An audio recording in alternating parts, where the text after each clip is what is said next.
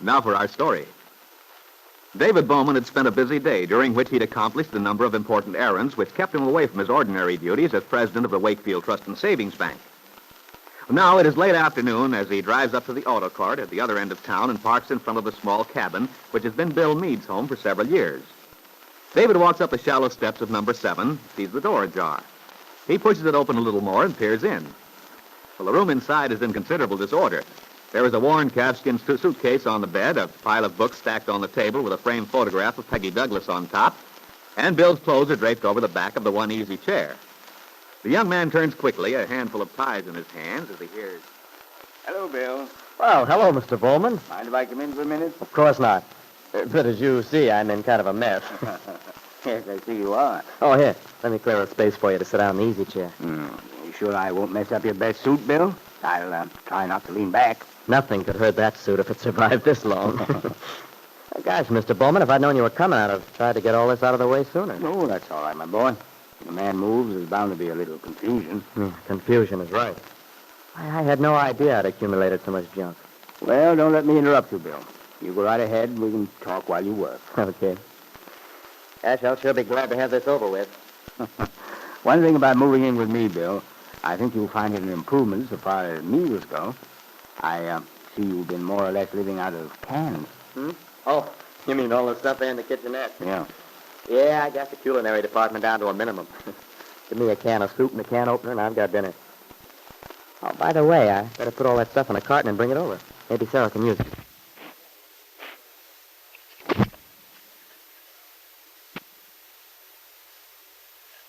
So far as meals go, I see you've been more or less living out of cans. Oh, you mean all the stuff there in the kitchenette? Yeah. Yeah, I got the culinary department down to a minimum. Give me a can of soup and a can opener, and I've got dinner. Oh, by the way, I better put all that stuff in a carton and bring it over. Maybe Sarah can use it, huh? I imagine she can. You know, Sarah's very pleased about you coming to live there with me. She loves to fuss over someone. And I think she's looking forward to fattening you up a little. Yeah, well, she can't make me mad if she does. I'd like to gain about 10 pounds. Don't worry, you will. As I remember, she's a wonderful cook. Mm-hmm. Oh, and by the way, Mr. Bowman, about the financial setup. Well, let's not worry about that. No, really. I want to get that settled before I move in. So far as I'm concerned, it would be such a treat having some companionship. I really ought to pay you a little something for sharing a place with me. Oh, no, we'll have to work something out. Besides, you may discover I'm an awful bull. No fear of that. Anyway, let's not talk about money. Plenty of time for that later. Okay. A lovely picture of Peggy you've got. Yeah, I'm crazy about it. It looks so natural and unposed. Peggy's a wonderful girl, Bill. She'll make you a lovely wife. Yeah, I only wish we could get married soon. Well, you've waited a long time, you two. Can't you see your way clear? Well, in the first place, Mr. Bowman, there's a housing problem. Oh, Peggy's been swell about it. She even said she'd be willing to live here at the auto court with me. But I wouldn't have wanted her to, even if they were tearing the place down. Well, have you looked around town? Yeah, I looked, Mr. Bowman. I thought I'd be able to find what we'd like, but, well, you see, we have our plans all made, just the kind of house we want. And I do think that we ought to wait until we get everything set. Well, maybe so, Bill. But you don't want to overemphasize the external side of things. I remember when Mary Lane and Randolph were first married, before they got the farm built.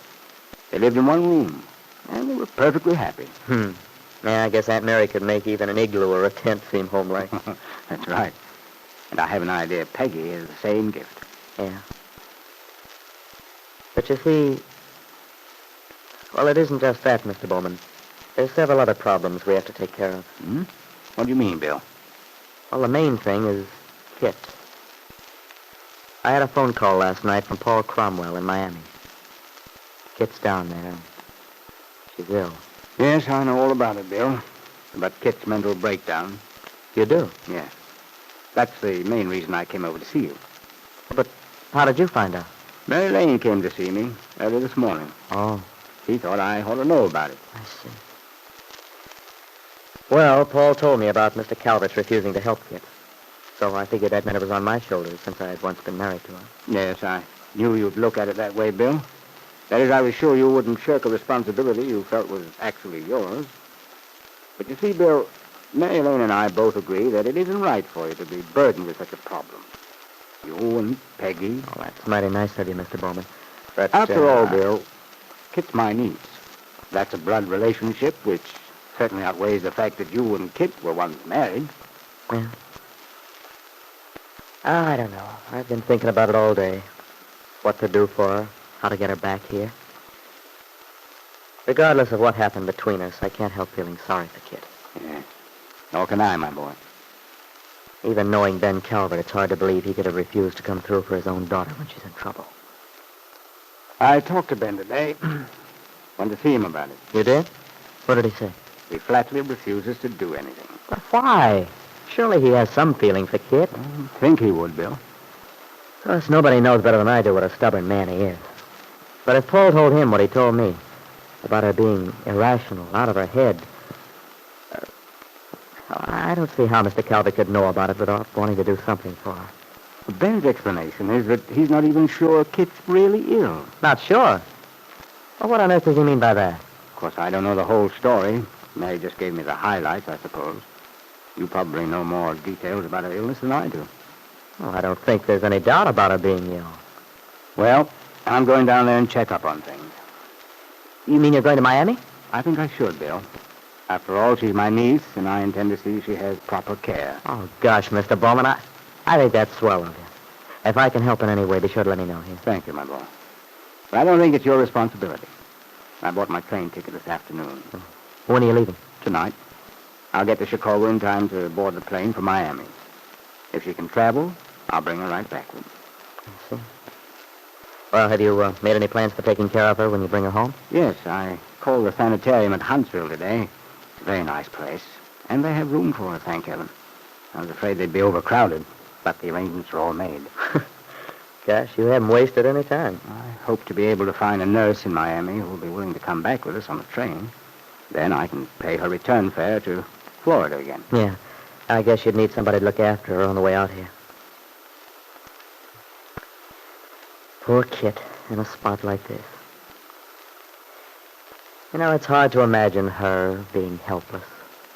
And yet, Bill, this may mean a fresh start for Kitt. It's possible if she recovers from this experience, it may change her whole outlook on life. I only hope so. So do I, Mr. Bowman. Well, we'll all hope for the best. Now I'd better go along home. Think you'll be ready to move in tomorrow, Bill? Sarah will get you settled in my absence. Oh, sure. I'll get this thing licked tonight.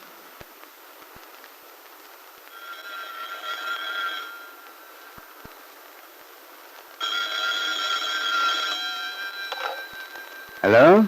David? Oh, this is Jessie Calvert. Oh, yes, Jessie.